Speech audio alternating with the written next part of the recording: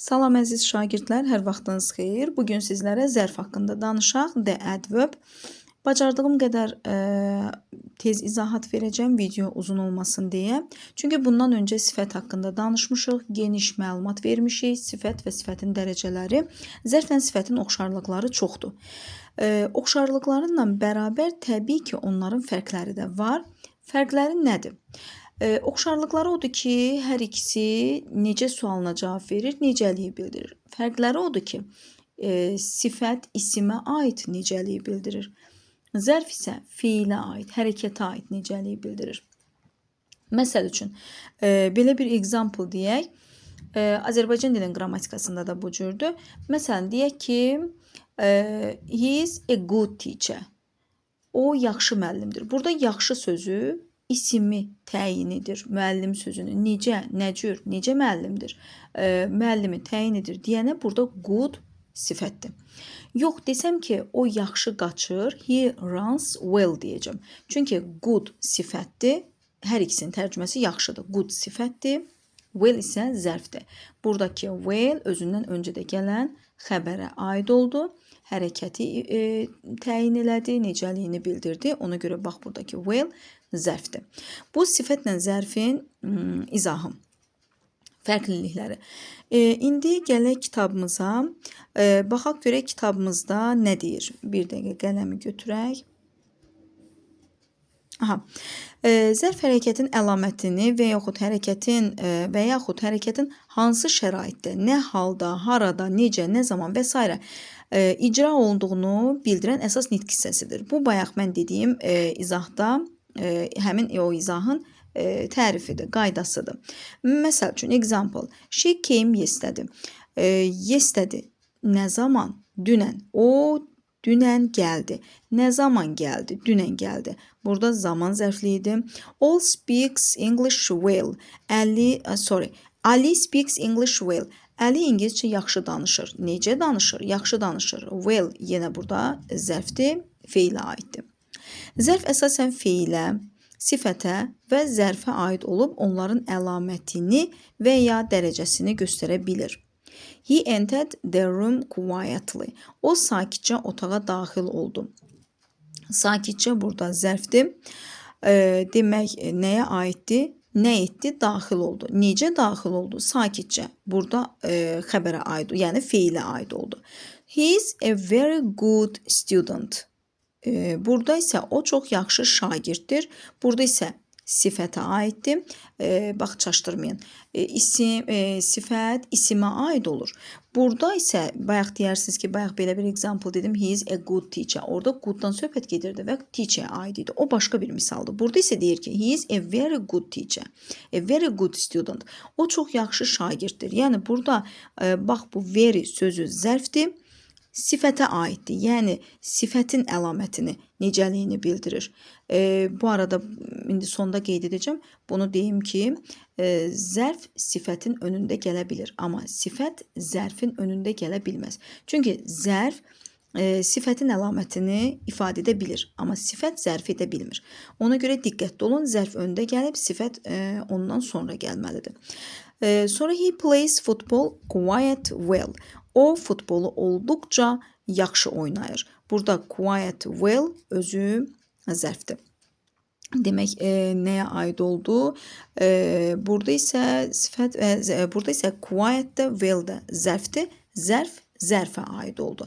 Demək, nə öyrəndik? Dedik ki, birinci example-da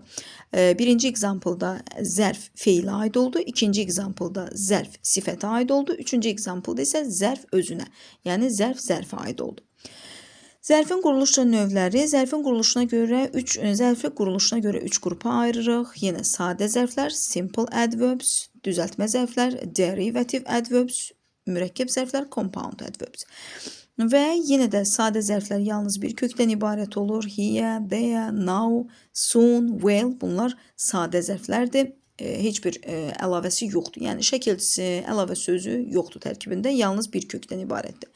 İkinci, derivative adverbs, yəni düzəltmə zərflər kök və söz düzəltici şəkilçi vasitəsilə düzəlir.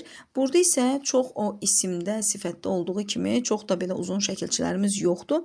Düzəltmə zərflər ly və ya istiqamət bildirən would, words şəkilçiləri vasitəsilə düzəlir.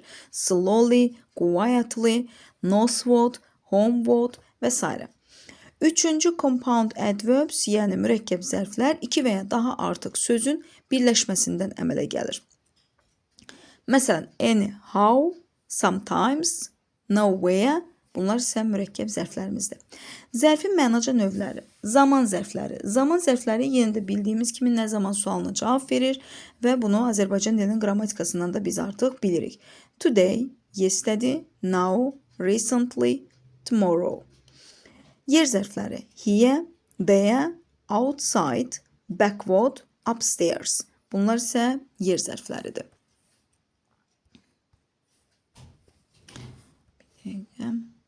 Aha. Sonra tərzi hərəkət zərfləri, bunu yəni kitabın özündən də oxuya bilərsiniz. Buradan videoya baxa-baxa, dayandıra-dayandıra da oxuya bilərsiniz. Tərzi hərəkət zərfləri quickly, well, easily. Bunlar isə tərzi hərəkət zərfləridir. Dərəcə və kəmiyyət zərfləri so, very, too, much, a lot, a little, a bit, enough, almost, nearly. Bunlar isə dərəcə və kəmiyyət zərfləridir. Yenə examplelarına özünüz mütləq şəkildə baxın. Mütləq examplelara baxmaq lazımdır. Təkrar tezlik zərfləri always, often, usually, sometimes, seldom, rarely, never. Bunlar isə təkrar tezlik zərfləridir. Sual zərfləri when, where, why, how. Bunlar da sual zərfləri. Nisbi zərflər when, where, why. Bağlayıcı zərflər when, where, why, how. Bunlar isə bağlayıcı zərfləridir. Sonra demək tərzi hərəkət zərfləri, tərzi hərəkət zərflərinin əksəriyyəti sifətlərin sonuna ly şəkilçisi artırmaqla düzəlir. Buna bir balaca diqqətli olun, çünki bu qayda bizə zərfin dərəcələrində də mütləq şəkildə lazım olacaq. Demək ly şəkilçisi ilə düzəlir. Məsəl üçün serious sifətdir, seriously ciddiliklə, bu artıq zərfdir. Quick sifətdir, quickly zərfdir. Careful, carefully, angry, angrily. Ancaq sonu ly şəkilçisi və ya hərf birləşməsi ilə bitən sifətlər də vardır. Bax, bu qrafanın içərisində olan 9 dənə sifəti mütləq əzbərləyin, yadınızda saxlayın ki, baxın, bu sifətlərdə ly var. Amma bu ly-ları biz ora artırmamışıq. Yəni, bu sifətlərdə ly ya sözün tərkibindədir, hərf birləşməsidir və yaxud da ly şəkilçidir. Amma nəticədə bax, bunlar bu 9 dənə söz sifətdir, zərf deyil. Friendly, lovely, lonely, cowardly, elderly, silly, ugly, holy, curly. Bax, bunlar sifətdir, bunlar zərf deyil. Yəni, ly ilə harda görsək, biz onu gedək zərf götürək deyə bir şey yoxdur. Sonra aşağıdakı qaydamız, bəzi sözlər həm sifət, həm də zərf kimi işlənə bilir. Bu sözlər isimə aid olarsa sifət, feilə aid olarsa zərf olur. Burada da diqqətli oluruq. Baxın, hard həm sifət, həm zərfdir. Fast həm sifət, həm zərfdir. Bunlarda diqqətli oluruq. Məsəl üçün, baxaq, demək, ən çox işlənən fast sözünə baxaq. He is a fast runner və yaxud da he runs fast. Demək, runner'yə qaçan adam, qaçana aiddir. Deyənə burada fast sifət. Runs fast ikinci example'ımızda isə, bax, bunlardan söhbət gedir. İkinci example'ımızda isə fast, run, qaçmaq sözünə aid olduğuna, feilə, hərəkətə aid olduğuna görə isə burada zərfdir.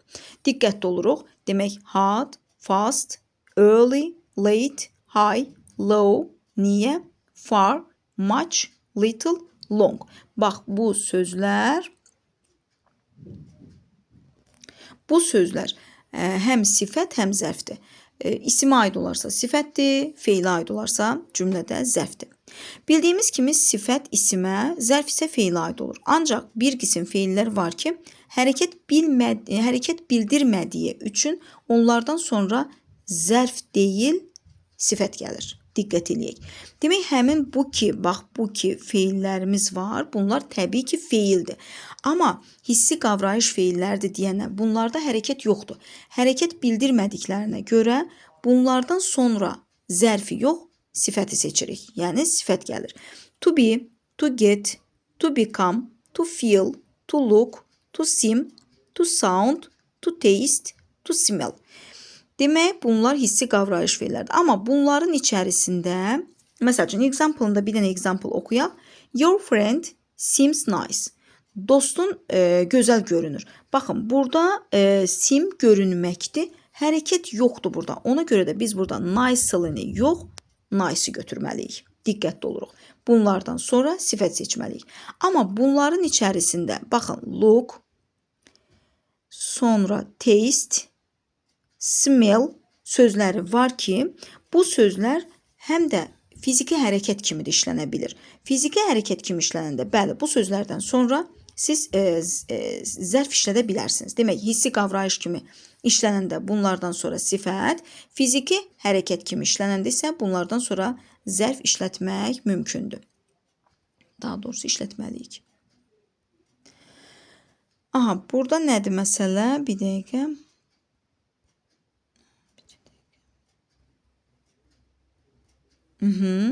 Demək, bunlarda, gəldik bura. Həmin o 3 dənə feil ki var, look. Look'u seçmək asandır.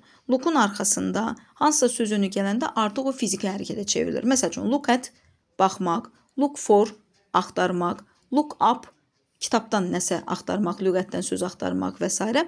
Bunlarda asandır. Yəni, arxasında gördünüz ki, söz önü var. Artıq bu hissi qavrayış feili deyil, hərəkətli feildir və bundan sonra zərf işlətməlisiniz. Taste, biri var dadmaq, biri var dadına baxmaq. Dadmaq kimi, məsəl üçün, deyirəm, yemək gözəl dadır. Burada hissi qavrayış feilidir. Heç bir hərəkət yoxdur. Ona görə, bəli, dadır deyəndə bundan sonra sifət işlədəcəksiniz. Amma desəm ki, mən yeməyin dadına baxıram, bu zaman taste'dən sonra mütləq zərf işlətməlisiniz. Sonra smell, smell da onun kimi biri var deyirəm, gül gözəl qoxur. Qoxur deyəndə burada gül hərəkət etmir. Ona görə qoxur deyəndə smelldən sonra smelli sifətə aid edəcəksiniz.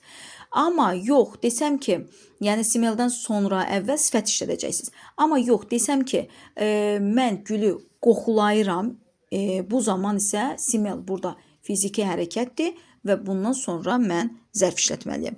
Example-lara baxaq. He looked at me, angry yox, angrily. Niyə? Çünki look'dan sonra at sözünü işlətdik və hissi qavrayış feili deyil, artıq hərəkət var burada. Mən deyir, mən ona acıqlı baxdım. Nə etdim? Baxdım. Artıq hərəkətdir. Hərəkətdən sonra da biz təbii ki, zərf işlətməliyik. İkinci, the dog smelled the bag carefully. Demək, it çantanı ehtiyatla iylədi. Nə etdi? İylədi. Burada nəsə bir qoxulandı, iyləndi demirik, iylədi deyirik. Nə etdi? İylədi. Ona görə də mütləq zərf seçməliyik. Və digərinə də the child tasted the hot meal slowly. Uşaq isti yeməyin yavaşca dadına baxdı. Yemək dadır demirik, dadına baxdı deyirik. Nə etdi? Dadına baxdı. Ona görə də mütləq zərf işlədirik. Demək, bax, bura qədər zərfin mənaca növləri, quruluşca növləri, bunlar haqqında danışdıq. İndi gəldik zərfin dərəcələrinə. İsimdə, daha doğrusu sifətdə bunları ayırmışam mən. Adi dərəcəni 1 vermişəm, müqayisəvi üstünlüyü 1 vermişəm. Çünki orada çox danışmışıq. Ona görə video uzun olmasın deyənə bölmüşəm. Amma burada bacardığım qədər bir video eləyəcəm və qısa eləyəcəm. Ona görə keçək zərfin dərəcələrinə. Zərfin dərəcələri yenə də degrees of adverb, degree, dərəcə sözü degreedir. Mütləq əzbərləyirik terminləri. Zərfin yenə sifət kimi 3 dərəcəsi var. Eyni dərəcələrdir. The positive degree, the comparative degree, the superlative degree. Adi dərəcə, müqayisə dərəcəsi, üstünlük dərəcəsi. Hər biri haqqında da geniş məlumat verməyəcəm çox da. Çünki sifətdə artıq bunun haqqında geniş danışmışıq. The positive bir balaca fərqləri var. The positive degree, yəni adi dərəcənin heç bir şəkilçisi yoxdur. İki hərəkəti bir-birinə bənzətmək üçün adi dərəcədə olan zərfə, demək, yəni belə deyək. Deyək ki, hansı göstəriciləri var? Adi dərəcəni seçməyin yolları nədir? Əgər cümləmizdə as, not so as və yaxud da not as eyni şeydir. Bax, bu not so as, not as eyni şeydir. Bu bağlayıcılar varsa, o araya, yəni o nöqtələrin yerinə zərfimiz adi dərəcədə girəcək. Məsəl üçün, his brother plays chess as well as him. Baxın, orada well zərfdir, adi dərəcədədir. Sonra bundan başqa hansı göstəricilərimiz var? Bax, bundan danışıram. Bir dəqiqə yazmadı yaxşı. Aha, bundan danışıram. So, bir dəqiqə. So, very, to, rather, quiet, enough sözləri varsa sifətimizi, zərfimizi mütləq adi dərəcəyə götürürük. He learned to read too quickly. Çünki bunlar artıq dərəcənin üzərinə götürür. Məsəl üçün, tutalım to həddindən çox deməkdir. O oxumağı çox tez öyrəndi. Yəni, lap çox tez öyrəndi. Ona görə artıq quickly-yə yerdə bir dərəcə qalmır ki, mən ona ən sözü və yaxud da daha sözü qoşum. Ona görə, demək, bu sözlərdən sonra gələn zərfimizi biz mütləq adi dərəcədə veririk. Sonra, demək, burada sonra gələn deyirəm, amma məsələn, enoughdan əvvəldə gələcək. Biz bilirik ki, enough'ın qaydasından bilirik ki, enough isimlə işlənəndə, isim enough'dan sonra, sifət və ya zərflə işlənəndə enough'dan öncə işlənir. Baxın, buradakı example-mıza she run fast enough. Heç bir zaman enough fast deyə bilməzsiniz. Enough money deyərsiniz, enough time deyərsiniz. Amma sifət və zərf enough'dan öncə gəlir, fast enough. Sonra gəldik, bax bu adi dərəcəmiz oldu, əlavə bir şey yoxdur. Sonra gəldik müqayisə dərəcəmizə. Müqayisə dərəcəsi də, yəni bir əşyanı və yaxud da bir varlığı digərinə müqayisə etmək üçün işlədilir. Yenə də həmin sifətdə olan qaydamızdır. Demək, dilimizə daha nisbətən kimi tərcümə olunur oradakı kimi və ən gözəl göstəricisi zən bağlayıcısıdır. Dan, dən kimi tərcümə olunur. Cümlədə zəni ki gördük, mütləq halda ora sifətin, zərfin müqayisə dərəcəsini verməliyik.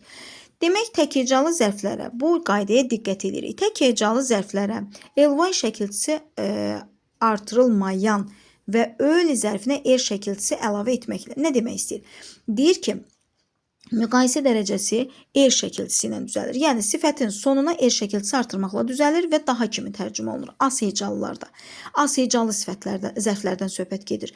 Burada niyə ölünü deyir? Çünki digər səhifəmizdə bu ly-ya aid bizim bir qaydamız olacaq. Ona görə deyir ki, tək hecalı zərflərə və öl zərfinə, yəni da arxasında ly var deyənə, öl zərfinə şəkilçisi əlavə etməklə düzəlir.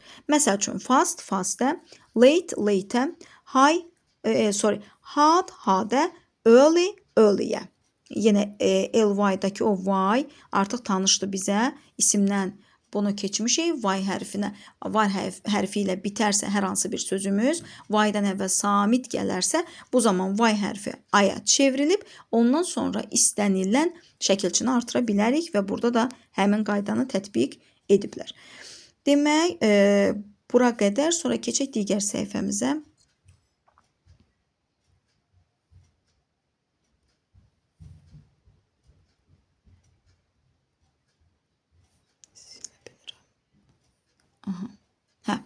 Keçdik digər səhifəmizdə nə var? 2 və daha çox hecalı. Demək, nə dedik? Az hecalılara şəkilçisi artırmaqla əmələ gətiririk adi dərəcəni.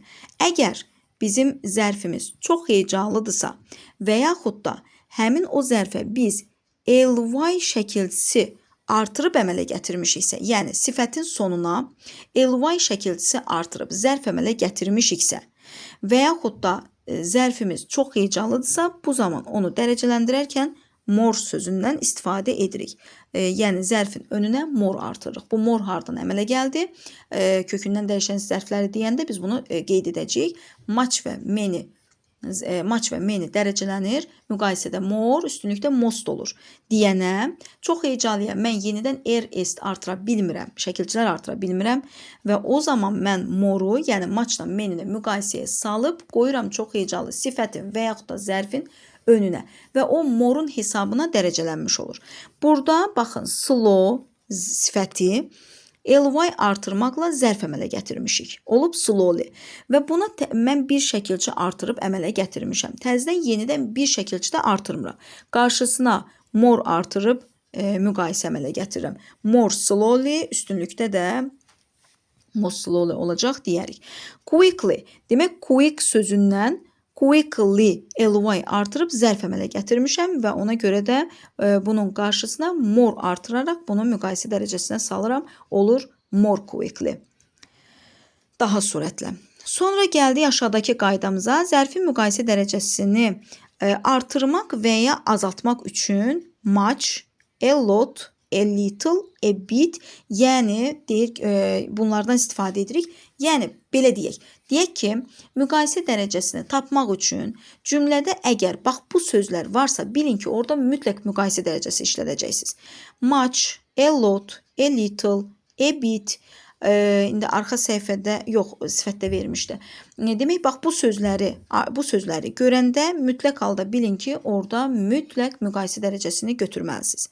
Bax, bura qədər də bizim zərfimizin müqayisə dərəcəsi.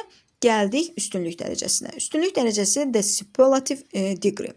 Üstünlük dərəcəsi də yenə hər hansı bir hərəkəti ən yüksək keyfiyyətə malik olduğunu bildirir hərəkətin. Zərfin üstünlük dərəcəsi z artiklla işlənmir. Bax, buna diqqət edirsiniz. Demək, sifətlə zərfin fərqlərindən, dərəcələrindəki fərqlərindən biri ən belə öndə olanı budur. Sifətin üstünlük dərəcəsi mütləq şəkildə z artiklı ilə, zərfin üstünlük dərəcəsi isə z-siz işlənir. Şəkilçiləri eynidir. Hər ikisində də est şəkilçisi artırmaqla düzəlir. Üstünlük dərəcəsi iki yolla düzəlir. Yəni, əgər yenə də həmin zərfə biz ly artırıb zərf əmələ gətirmişiksə, bunu çox heyecalı kimi deyəcəyin aşağıda var. Qoy sırayla gəlin. Bax bu qaydanı deyirəm. Tək heyecalı zərflərə ly şəkilçisi artırmamışıqsa, tək heyecalı zərflərə və öli zərfinə est şəkilçisi əlavə etməklə düzəldirik zərfin üstünlük dərəcəsini. Məsəl üçün fast, fastest, late, latest. Görürsünüz, z artiklini işlətmirik. Hard, hardest, early, earliest.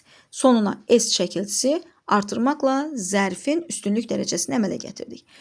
2 və daha çox, yəni çox heyecalı zərflərin əvvəlini isə most sözü əlavə etməklə düzəldirik.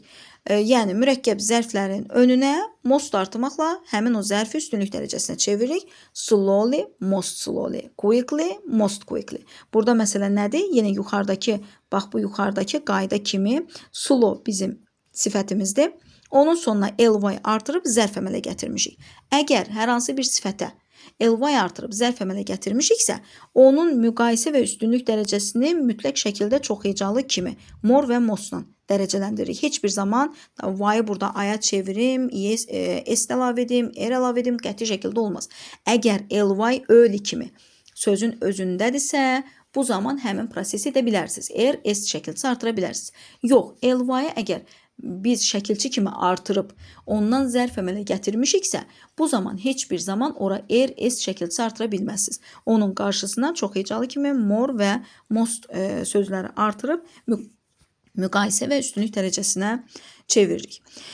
Sonra cümləmizdə yenə üstünlük dərəcəsində, sifətin üstünlük dərəcəsində olduğu kimi cümləmizdə, bax bu qayda, cümləmizdə have evə, has evə, had evə, at, in, on, üstəgəl məkan, yəni cümlənin sonunda. Among, of all, one of söz və ifadələri olarsa, həmin cümlədəki zərfi işlədirik mütləq üstünlük dərəcəsində. Among buradadır, arasında deməkdir, çoxluq arasındadır. Amma between, yaza biləcəm, bit, altdan yazın bitişikdir amma. Aha, between. Baxın, 2 edən yadınızda saxlayın ki, mütləq müqayisə dərəcəsindədir. bu T-dır. Müqayisə dərəcəsindədir. İkisi də arasında deməkdir. Between ikiliyi arasındadır. İkiliyi arasında da müqayisə olar. Between ikiliyi arasında olduğuna görə o müqayisə dərəcəsində istifadə olunur. Among isə yenə arasında tərcümə olunur, amma çoxluq arasındadır. Among isə üstünlük dərəcəsinin göstəricisidir. He runs fastest among the other boys. O digər oğlanlar arasında ən sürətli qaçır. Oğlanlar arasında. Əgər iki nəfər arasında, ora among yox, between versəydik, mütləq fastı faster kimi verərdik. Fastest yox, verməzdik. Among üstünlükdədir, between isə müqayisədədir. Sonra gəldik ümumiləşdirmə. Bayaqdan danışdığımız hamısı bax burada özünü birləşdirilib özünü göstərir. Baxaq, adi dərəcədə had, hadə, hardest, fast, faster, fastest. Yəni adi dərəcədə heç bir şəkilçisi olmur. Müqayisədə er qoşuruq, üstünlükdə s şəkilçisi əlavə edirik. 2 və daha çox zərflərə, 2 və daha artıq daha çox hecalı zərflərə isə mütləq qarşısına more və most sözləri artırmaqla düzəldirik. Keçdik digər səhifəmizə. Buranı silək, təmizləyək. Aha, keçdik digər səhifəmizdə. Baxaq görək nə var. Bəzi zərflərin müqayisə və üstünlük dərəcələri kökündən dəyişməklə düzəlir. Yəni bunu sifətdə də götürmüşük. Bəzi zərflər var ki, kökündən dəyişməklə dərəcələnir. Məsəl üçün, well orada good idi, burada well-dir. Well, better, best. Orada necə idi? Good, better, the best. Yəni müqayisəsi ilə üstünlüyü eynidir. Sadəcə üstünlükdə z yoxdur. Badly, sifət bad idi, zərfdə badly. Dərəcələri amma eynidir, sadəcə olaraq z-si yoxdur. Badly, worse, worst. Little, less, least. Much, more, most. Bax, həmin more, mostdur ki, siz onu çox hecalılarda düzəltmək üçün zərfin qarşısında işlədirsiniz.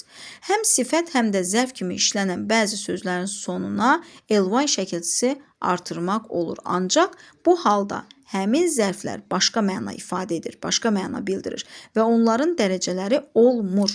Baxın, diqqətli olun. Bax, bunu mütləq əzbərləyirsiniz. Deyir ki, bax bu had, hadli. Bəzən uşaqlar elə bilirlər ki, had sifətdir, biz ona ly artırıb onu zərf eləmişik. Xeyr. Demək, had da, hadlidə. Həm sifət, həm də zərf kimi işlənən bəzi sözlərin sonuna ly şəkilçisi artırmaqla olur. Yəni, burada had da, hadlidə, zərf də, hər ikisi də zərfdir. Late, lately, high, highly, niyə, niyəli. Fast, fastly heç bir zaman olmaz, yadınızda qalsın. Fastın ilə özü həm sifət, həm zərfdir. Bax, bunların demək özləri həm sifət, həm zərf kimi işlənə bilir. Diqqətli oluruq. Hərəkətə aid olarsa orada zərf, isimə aid olarsa orada sifət olacaq. Sonra bunları mütləq əzbərləyirik. Sonra gəldik. Hardly inkar sözüdür. Bu qaydanı da əzbərləyirsiniz. Sadə cümlədə ondan başqa ikinci bir inkar sözü işlədə bilməz. Niyə sadə cümlə deyir? Çünki mürəkkəb cümlənin hərəsinin özünün mübtəda və xəbəri olur deyənə, onda bir cümlədə no işlətmirsən, bu o demək deyil, digər cümlədə not işlədə bilməzsən. Hər cümlənin özünün mübtədası xəbər olduğu kimi, hər cümlənin də özünün inkar əvəzlikləri və yaxud da inkar hissəciyi ola bilər. Amma sadə cümlədə mütləq bir dənə inkar sözü olmalıdır və hardly sözü həmin cümləni inkar etdiyinə görə o cümlədə yenidən nota ehtiyac yoxdur. Hardly olan cümlədə ona görə not olmur. Necə ki, quantifierslərdə few və little da bu sözü demişdik. Eyni ilə də hardly olan cümlədə not olmur. Çünki hardly özü cümləni inkar edir. İlk baxışdan təsdiq təsiri bağışlaya bilər bizə. Çünki orada not yoxdur. Amma hardly-ni görən kimi mütləq bilin ki, həmin cümlə inkardır və inkara aid nə qədər əlamət varsa onlardan istifadə edəcəyik. Məsəl üçün, John hardly knows anything about it. Baxın, something demir, anything deyir. Niyə? Çünki anything təsdiq cümlədə yox, sual və inkar cümlələrdə işlədilir. Burada da hardly inkar etdiyinə görə cümləni orada something yox, artıq anything işlədilib. John knows nothing deyə bilmərik. Baxın, hardly'dir, nothing'dir. Bu cümlədə işlədə bilmərik. Yəni, birinci cümləni ikinci cümlə kimi işlədə bilmərik. John bu haqda demək olar ki, heç nə bilmir. Yəni, demək olar ki, yəni heç nə bilmir də. Baxın, bu deməkdir, heç nə bilmir. Mən tutalım deyirəm ki, I speak hardly. Mən güclə danışıram. Yəni heç danışmasam ondan yaxşıdır. Danışa bilmirəm deməkdir. Hardly olan cümlə inkar hesab olunur. Sonra zərfin dərəcələrinə aid söz və ifadələr. Bu ümumiləşdirilmiş qaydadır. Yəni ümumiləşdirilmiş qrafadır. Bayaqdan danışdığımız hamısı burada ümumiləşdirilir. Baxın, adi dərəcənin göstəriciləri as, not so as, so, to, very, quite, rather, enough. Sonra müqayisənin göstəriciləri yəni şəkilçisinə düzəlir. Çox hecanın qabağına more artırmaqla, zəm bağlayıcısı, much, a little, a bit, a lot bunlar olan cümlədə mütləq müqayisə dərəcəsi işlədilir. Üstünlük dərəcəsi s-lə düzəlir. Most müqayisənin qarşısında qoyulur. Z heç bir zaman olmur. Of, all, one of, among, have ever, has ever, had ever, at, in, on, üstəgəl məkan olarsa mütləq üstünlük dərəcəsi işlədirik. Keçək digər səhifəmizə.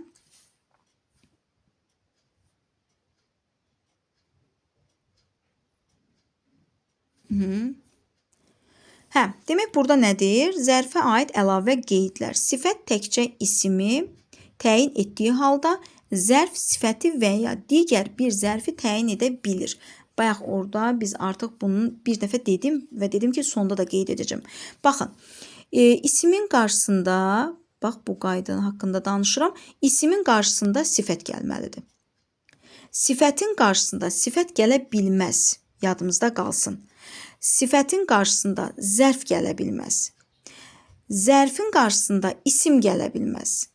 Zərfin qarşısında sifət və ya zərf gəlməlidir. Demək, nə demək istədik? Demək istədik ki, ismi sifət təyin edir. Yəni, ismin qarşısında, önündə deyək, sol tərəfində sifət gəlməlidir. Sifətin önündə isə zərf gəlməlidir. Zərfin önündə isə yenə zərf gəlməlidir. Yəni, ismi sifət təyin edir, sifəti zərf təyin edir, bir də zərf özünü təyin edə bilir.